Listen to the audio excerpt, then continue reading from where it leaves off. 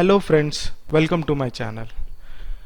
आज हमारे CCNA का डे 30 है और आज हम लोग बहुत ही इंटरेस्टिंग टेक्नोलॉजी पढ़ने वाले हैं जिसका नाम है स्पैनिंग ट्री प्रोटोकॉल। ये बहुत ही इम्पॉर्टेंट टॉपिक है हमारे CCNA ब्लूप्रिंट का और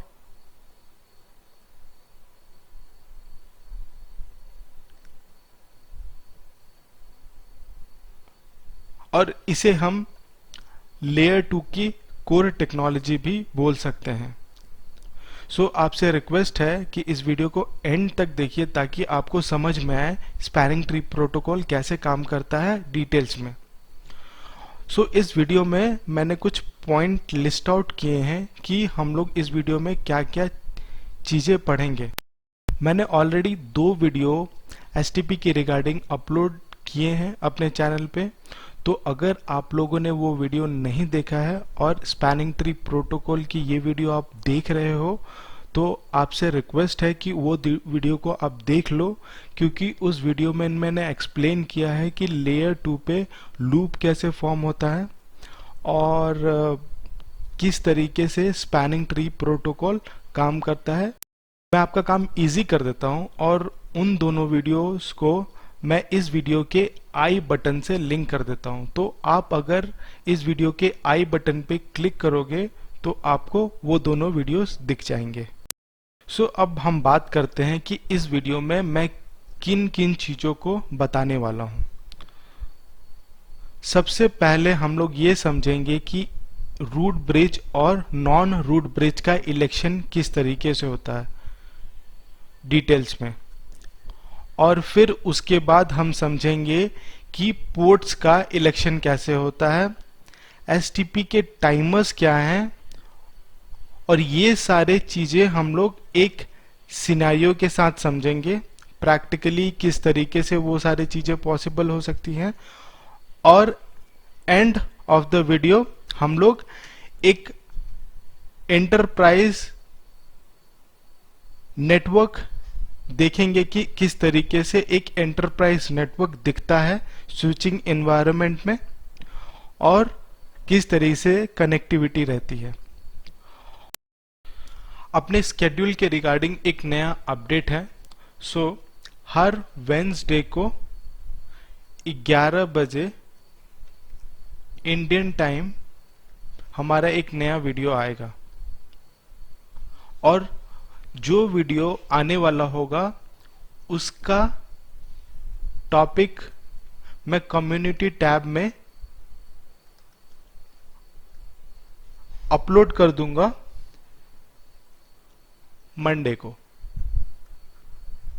ताकि आप लोग उस टॉपिक को इंटरनेट पे थोड़ा रिसर्च करके पढ़ सकते हो, ताकि जब मैं आपको वो टॉपिक बताऊं तो आपको ज्यादा समझ में आए, क्योंकि आप उस टॉपिक के रिगार्डिंग अवेयर होगे। एक और बात फ्रेंड्स, अगर मुझे इस वीडियो में 50 लाइक्स मिले तो मैं STP के रिगार्डिंग जितने भी इंटरव्यू क्वेश्चंस हैं मैं इस वीडियो के डिस्क्रिप्शन बॉक्स में अपडेट कर दूंगा। और मुझे इस बात की आइडिया है कि किस तरीके से क्वेश्चन पूछे जाते हैं इंटरव्यूज में, क्योंकि मैंने बहुत सारे इंटरव्यूज लिए हैं। तो फ्रेंड्स, इस वीडियो को लास्ट तक देखिए ताकि आपको समझ में आए किस तरीके से STP काम करता है। और आपसे ये भी रिक्वेस्ट है कि इस चैनल को सब्सक्राइब कर लीजिए और बेल आइकन को दबा दीजिए ताकि आप कोई भी वीडियो मिस ना करें। विदाउट एनी फर्दर डिले चलिए शुरू करते हैं। Friends, election of root and non root, इस चीज को समझने से पहले हम लोग ये समझते हैं कि STP कब और कैसे काम करता है। तो एग्जाम्पल लेते हैं, हमारे पास 2 स्विच है, स्विच 1 और स्विच 2। जब हम एक स्विच को दूसरे स्विच से कनेक्ट करते हैं उस समय STP रन नहीं होता है। बट जब हम रिटर्नेंट लिंक कनेक्ट करते हैं, जिस समय लूप होने के चांसेस होते हैं, उस समय एसटीपी ऑटोमेटिकली रन हो करके एक पोर्ट को वो ब्लॉक कर देता है ताकि लूप फॉर्म ना हो पाए। अब हम समझेंगे कि ये जो प्रोसेस है कि ब्लॉक पोर्ट को, एक पोर्ट को ब्लॉक करना, वो किस तरीके से एसटीपी करता है, उस चीज को हम लोग अभी समझेंगे। ठीक है। सो जब हम कनेक्टिविटी करते हैं उस समय एसटीपी रन होता है और उसी वक्त हर एक स्विच अपना ब्रिज आईडी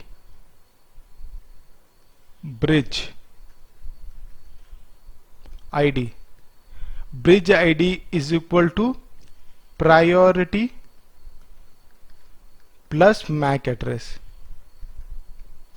ये इंफॉर्मेशन जितने भी पोर्ट कनेक्टेड होते हैं या टर्न्ड ऑन होते हैं, उस पोर्ट में वो मैसेज को सेंड करते हैं। सो एक एग्जाम्पल लेते हैं। सो हमारे पास एक स्विच है और ये स्विच दूसरे स्विच से कनेक्ट है। सो जब ये मैसेज, स्विच मैसेज भेजेगा या बीपीडीयू एक्सचेंज करेगा, उस समय ये अपने प्रायोरिटी को और मैक एड्रेस को सेंड करेगा और ये बोलेगा कि मैं रूट हूं। सेम वे ये भी प्रायोरिटी और मैक प्लस ये भी बोलेगा कि मैं रूट हूं। जब ये एक दूसरे के पास बीपीडीयू पहुंचेगा, उस समय वो अपने मैक एड्रेस से कंपेयर करेंगे और कंपेयर करके ये पता लगेगा कि जिसका मैक एड्रेस लेस होगा, क्योंकि बाय डिफॉल्ट प्रायोरिटी सेम होती हैं, उस प्रायोरिटी वैल्यू को हम लोग मैनिपुलेट कर सकते हैं, मीन्स चेंज कर सकते हैं। सो बाय डिफॉल्ट प्रायोरिटी अगर सेम होती है तो वो MAC address, lower MAC address को कंसीडर करेंगे। सो वो एक दूसरे से अपना प्रायोरिटी और मैक एड्रेस कंपेयर करते हैं। तो कंपेयर करने के बाद ये पता चलता है कि रूट ब्रिज कौन है। ठीक है। सेम वे में अगर आप इस पिक्चर को फॉलो करोगे तो आपको पता चलेगा कि जब कोई भी स्विच मैसेज भेज रहा है, उसमें लिख रहा है कि this is my bridge ID and this is my root ID. So वो खुद ही अनाउंस करते हैं कि मैं ही रूट हूं। अगर आप यहां पर देखो या इस मैसेज को देखो या इस मैसेज को देखो, हर मैसेज में आपको यही दिखेगा कि वो यही बात बोलते हैं कि मेरा ब्रिज आईडी ये है और मैं ही रूट हूं। जब ये एक दूसरे को मैसेज सेंड करते हैं और जब ये मैसेज का एनालिसिस होता है, उस समय ये बात पता चलती है कि कौन रूट ब्रिज बना है। सो रूट ब्रिज बनने के लिए दो चीज है।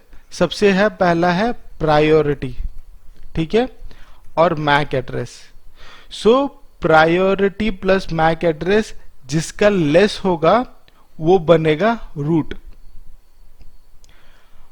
इस रूट का रोल यही है, अभी आपको सिर्फ इतना ही समझना है कि ये जो रूट ब्रिज है, सिर्फ इसका रोल यही है कि ये सारे अपडेट्स भेजता है। सो अगर ये अपडेट्स का मतलब क्या हुआ, अगर ये लिंक डाउन हो जाता है तो उस समय रूट ब्रिज डिसाइड करता है, या जो एसटीपी का जो अपडेट्स है कि ये लिंक डाउन हो गया है, अब इस लिंक के बदले हमें दूसरे जो ब्लॉकिंग लिंक्स है उसको हमें फॉरवर्डिंग में लाना है, तो वो जो अपडेट है वो कौन भेजता है? Root bridge. ठीक है। रूट ब्रिज डिसाइड होने के बाद सबसे इंपॉर्टेंट इलेक्शन जो है वो है पोर्ट का इलेक्शन, कि कौन सारे पोर्ट्स फॉरवर्डिंग मोड में रहेंगे और कौन सारे पोर्ट्स ब्लॉकिंग मोड में रहेंगे। सो ये किस तरीके से डिसाइड करते हैं वो अब हम जानेंगे। सबसे पहले रूट पोर्ट को देखते हैं। रूट पोर्ट जो भी रूट स्विच होता है उनके जितने पोर्ट्स होते हैं वो फॉरवर्डिंग मोड में होंगे, कोई भी पोर्ट ब्लॉकिंग मोड में नहीं होगा, क्योंकि रूट पोर्ट जितने भी होंगे वो नेटवर्क के सेंटर पॉइंट्स हैं। अगर हम उन सारे पोर्ट्स को डिसेबल कर देंगे तो हम दूसरे स्विचेस के साथ कम्युनिकेट नहीं कर पाएंगे। इस वजह से हमें जितने भी पोर्ट्स हैं रूट पोर्ट के वो फॉरवर्डिंग स्टेट पे रहेंगे। अब बात करते हैं नॉन ब्रिज की। तो नॉन ब्रिज स्विच में सबसे पहले फाइंड आउट करते हैं कि रूट पोर्ट कौन सा है। रूट पोर्ट कहने का मतलब कि कौन सा पोर्ट सबसे नजदीक है रूट पोर्ट को पहुंचने के लिए। ठीक है, तो इसको पहले रब कर देते हैं। तो अगर स्विच 1 रूट ब्रिज है, तो अगर हम कैलकुलेट करें या हम हॉप देखें तो सबसे नजदीक स्विच 2 से अगर स्विच 1 हमें पहुंचना है तो ये पोर्ट है जो कि है रूट पोर्ट। उसी तरीके से अगर मैं स्विच 3 की बात करूं तो ये पोर्ट होगा रूट पोर्ट। सो ये दोनों पोर्ट किस में रहेंगे? रूट पोर्ट अगर है तो वो क्या होंगे? फॉरवर्डिंग स्टेट में होंगे। अभी यहां पे एक पोर्ट होगा डेजिग्नेटेड पोर्ट और एक पोर्ट होगा ब्लॉकिंग पोर्ट। तो ये डिसाइड कैसे होगा? अगर सबसे पहले तो पोर्ट नंबर्स देखेंगे, तो पोर्ट नंबर्स में दोनों नंबर अगर सेम है तो हम लोग मैक एड्रेस चेक करेंगे, और अगर लेट सपोज ये पोर्ट नंबर 2 होता तो ये जो पोर्ट है ये डेजिग्नेटेड पोर्ट होता और ये ब्लॉकिंग पोर्ट होता। एज पोर्ट नंबर सेम है उस केस में दोनों मैक एड्रेस को कंपेयर करेंगे। सो अगर मैं इसका मैक एड्रेस देखूं तो मुझे ये MAC address lowest MAC address लग रहा है और ये हाई है। सो ये पोर्ट ब्लॉक में जाएगा और ये पोर्ट डेजिग्नेटेड पे होगा। जो ब्लॉक पोर्ट्स होते हैं वो सिर्फ अपडेट रिसीव कर सकते हैं, वो ट्रैफिक को फॉरवर्ड नहीं कर सकते हैं। सो स्पैनिंग ट्री प्रोटोकॉल में किस तरीके से स्पैनिंग ट्री प्रोटोकॉल डिसाइड करता है कि ये स्विच 2 स्विच 1 के पास जो कनेक्टेड है ये सबसे शॉर्टेस्ट पाथ है। मे भी हो सकता है कि ये जो लिंक है वो 10 Mbps का होगा और ये 100 Mbps का और ये भी 100 Mbps का हो सकता है। तो अगर मैं कंपेयर करूं तो ये जो रास्ता है वो क्या होगा? फास्टर होगा, क्योंकि मान लीजिए कि ये गीगाबिट इथरनेट है और ये भी गीगाबिट है और ये 10 Mbps है। सो एसटीपी ने एसटीपी कॉस्ट डिसाइड करता है, ठीक है। सो ये एसटीपी कॉस्ट क्या है सबसे पहले समझते हैं। तो एसटीपी के स्टैंडर्ड के हिसाब से, मैं स्टैंडर्ड का वैल्यू तो मुझे याद नहीं है, वो मैं डिस्क्रिप्शन बॉक्स में अपडेट कर दूंगा, आप एक बार देख लेना वीडियो देखते समय। सो मुझे जहां तक याद है कि 100 Mbps का कॉस्ट 19 है और 1 Gbps का आई गेस 4 है, मैं रॉन्ग भी हो सकता हूं। तो अगर इसका कॉस्ट 19 है और ये गीगाबिट इथरनेट है, इसका कॉस्ट है 4, और ये गीगाबिट इथरनेट है, इसका कॉस्ट है 4, तो टोटल हो गए 8 और ये कॉस्ट हो गया 19। तो रूट पोर्ट कौन सा हुआ? G0/1, ये हुआ रूट पोर्ट। सो इस तरीके से डिसाइड होता है कि कौन से पोर्ट रूट पोर्ट्स होंगे, कौन से पोर्ट्स होंगे डेजिग्नेटेड पोर्ट होंगे। सो जो कॉस्ट है वो डिसाइड करता है रूट पोर्ट में। रूट पोर्ट में कॉस्ट का बहुत ही मेजर रोल है। ओके, सो ये बहुत ही इजी है, इसको अंडरस्टैंड करना बहुत इजी है। अगर मैं आपको समझाना चाहूं तो इसको इस तरीके से समझ सकते हैं। सबसे पहला पॉइंट, जो सबसे लोएस्ट ब्रिज होगा वो बनेगा रूट, जो सबसे लोएस्ट कॉस्ट होगा वो बनेगा रूट पोर्ट,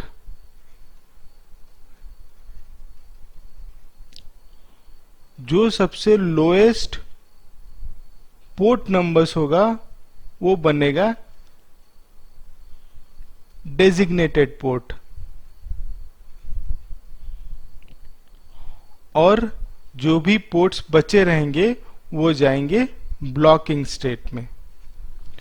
जब हम इस सिनेरियो को प्रैक्टिकली करेंगे उस समय हम देखेंगे कि किस तरीके से spanning tree protocol real time में काम करता है। अब हम समझेंगे एसटीपी के टाइमर्स क्या हैं। सो टाइमर्स को समझने से पहले मैं एक पिक्चर ड्रॉ करता हूं ताकि हम लोग अच्छे से टाइमर्स को समझ सकें।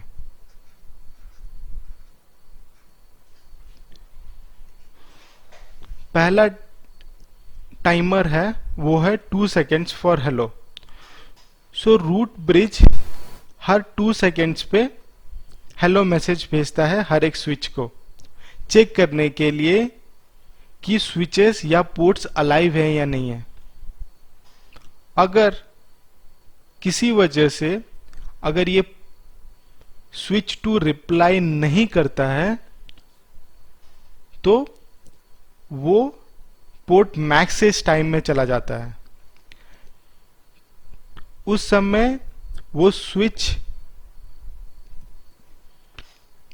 10 टाइम्स हेलो भेजता है, वो ये चेक करने के लिए कि स्विच रिप्लाई सच में डाउन है या मेरा पैकेट लॉस हो रहा है कहीं पे।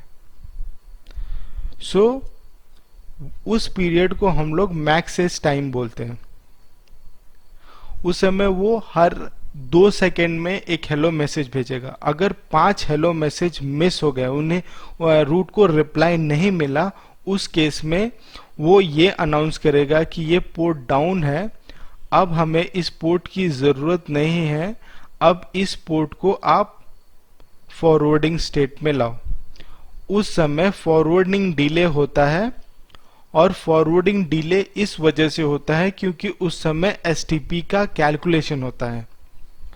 सो एसटीपी का कैलकुलेशन होने के टाइम पे 15 सेकेंड्स लगते हैं। सो ये जो भी मैंने अभी इंफॉर्मेशन दी है वो कॉमन एसटीपी के बारे में दी है, ठीक है। इसके अलावा और भी बहुत सारे एडवांस फीचर्स हैं एसटीपी के जो कि मैं अपकमिंग वीडियोस में बताऊंगा। मुझे इस वीडियो में इतना ही बताना था और नेक्स्ट वीडियो में हम लोग एसटीपी का प्रैक्टिकल करेंगे और देखेंगे कि रियल टाइम में एसटीपी कैसे काम करता है। तो फ्रेंड्स, अब हम देखेंगे कि एंटरप्राइज नेटवर्क में स्विचिंग एनवायरनमेंट कैसे दिखता है, किस तरीके से कनेक्टिविटी होती है। अगर मैं इस नेटवर्क को समझने की कोशिश करूं तो आप देख सकते हो कितने सारे रिटर्नेंट लिंक्स हैं जो कि स्विचिंग एनवायरनमेंट में कनेक्टेड है। अगर आप राउटर्स की देखो तो राउटर्स की उतनी सारी कनेक्टिविटी रिटेंडेंसी उतनी नहीं है जितनी स्विचिंग एनवायरनमेंट की है। तो आप समझ सकते हो कि एसटीपी कितनी ज्यादा इंपॉर्टेंट है। और एसटीपी के बहुत सारे एडवांस फीचर्स भी हैं जो कि मैं अभी, जैसे मैंने बताया, मैं नेक्स्ट वीडियोस में कवर करने वाला हूं। आपसे रिक्वेस्ट है कि एसटीपी को पहले अच्छे तरीके से, उसके बेसिक्स को बहुत अच्छे तरीके से समझ लें ताकि जो एडवांस फीचर्स हैं उसको समझने में आपको ज्यादा दिक्कत ना हो। अगर आपको ये वीडियो अच्छा लगा तो आप प्लीज इस वीडियो को लाइक कीजिए और मेरे चैनल को सब्सक्राइब कीजिए अगर आप इस चैनल पे नए हैं तो, और अपने फ्रेंड्स एंड कोलीग के साथ शेयर कीजिए। Thank you so much for watching.